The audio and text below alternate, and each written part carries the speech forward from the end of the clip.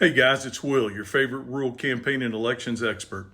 I am sitting in a hotel room in Roanoke, Texas, about to go to Houston to meet with two clients. And then Wednesday, I'll be back here in Fort Worth, Texas to celebrate the life of a family member who passed way too soon. But I was killing a little bit of time this morning because I woke up early, as I have every morning since the election. Some of you can sympathize.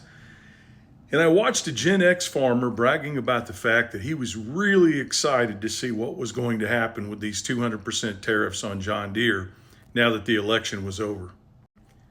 Now, I've got a couple things I want to say this morning, and it's going to take a while, so I hope you'll bear with me and watch all the way to the end. I was going to stitch this video, but then I remembered that every time I stitch a video, TikTok gives it very little play and nobody sees it. And secondly, I thought, I don't want to lose the message in attacking the individual that made it. But there are 2 points I want to make. Number one, that video is the epitome of the lack of research that the American farmer does when they go into their polling booth to vote in any given election.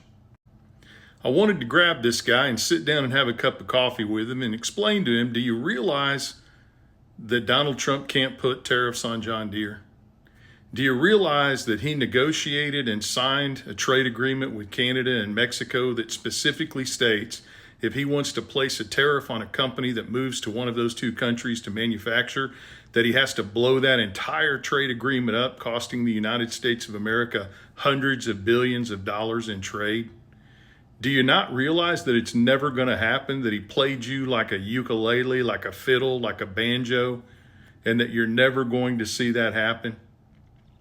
No, he doesn't realize that. And when Trump doesn't put those tariffs on John Deere, he won't care. He'll just say, well, he couldn't. His hands were tied. Even though Trump knew when he made the promise that his hands were tied, and he knew then that he couldn't do it.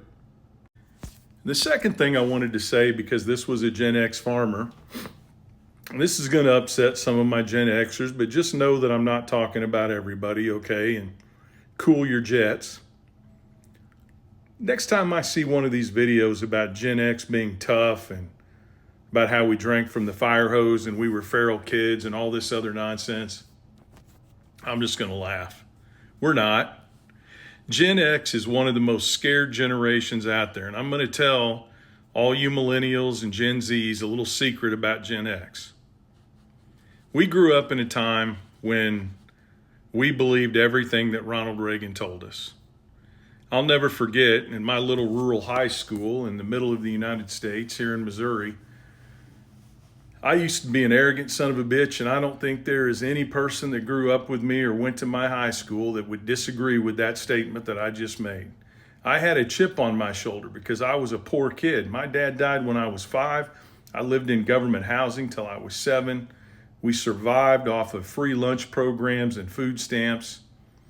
So when one of these little rich kids in my high school would make the comment in social studies class about all these black women in Chicago buying steak and beer with their food stamp money, it used to just send me off the rails. The biggest argument I ever got into was with a set of twins in my social studies class in high school that were arguing that we needed to end welfare because of all the black people in Chicago that were taking advantage of it.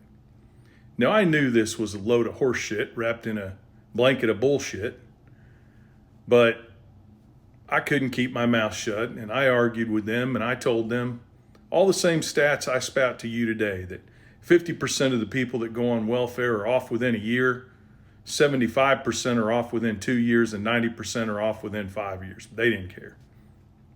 They only knew what Ronald Reagan had told them. But the bigger point is the Gen X generation is the most fearful generation out there, and it went more for Trump than any other generation. They're scared of immigrants coming across the border, even though the immigrant crime rate is lower than the American crime rate. They're just scared. They're fearful. And they do the littlest amount of research of any generation out there as well. Just like this farmer. Looking forward to those tariffs on John Deere. Hell, the guy could have broken out the Google machine and learned in 2 minutes that that's not possible. And he sure as hell didn't research what's going to happen when those double tariffs hit our row crop farmers. So that's the battle we're up against. We're not just fighting Donald J. Trump and his host of malfeasant white nationalist idiots. We're facing a lot of people in this country that are never going to love their country enough to do the minimum modicum amount of research to make the best decisions for it. But we got to try. We got to try. But just do me a favor. Don't share any more videos about how tough Gen X is and how we love to drink out of the fire hose and how we're a feral generation, because if you do, I might just puke. Have a great day, everybody.